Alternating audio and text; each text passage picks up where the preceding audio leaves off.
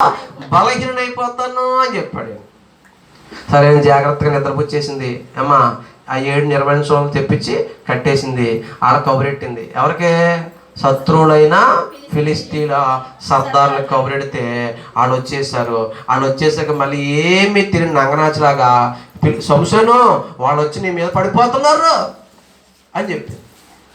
కొంతమంది చూడండి, చేసేస్తూ ఉంటారో, చూసేస్తూ ఉంటారో, ఏమీ తిన్నటువంటి ఈ దిలీలా వంటి నంగనాచులాగా యాక్ట్ చేసేవాడి లోకంలో చాలామంది ఉంటారు.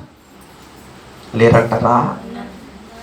అతను బంధించింది ఈవిడి, సీక్రెట్ అడిగింది ఈవిడి, కబురు పెట్టింది ఈవిడి, ఆయన రప్పించింది ఈవిడి.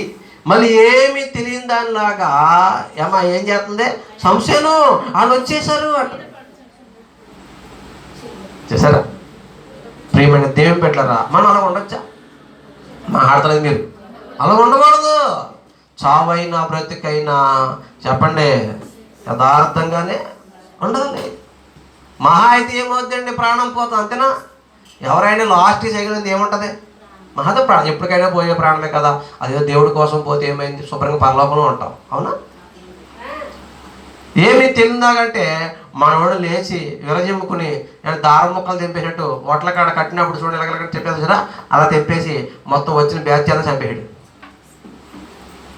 ఆ తర్వాత బుడబుడదొక్కలు చేస్తుంది నటి, నన్ను మోసం చేశావు, నాకు అబద్ధం చెప్పావు, నేనంటే నీకు ప్రేమ. అప్పుడైనా కొంపలో వెళ్ళిపోవాలా? అప్పుడైనా సైతాన్ని దూరం అయిపోవాలా? మాట్లాడతలేదు మీరు. కొంప తీసి ఆవిడ బ్యాక్టేట్ మీరు అందరూ. మనోడు మరలా ఏం చేయాడంటే, సరే సరే డార్లింగ్ బాధపడకు, నువ్వంటే నాకు ఇష్టం, నువ్వంటే నాకు ప్రాణం ఉంటుంది. పోయే కాలం వచ్చేప్పటికి చెప్పాలి.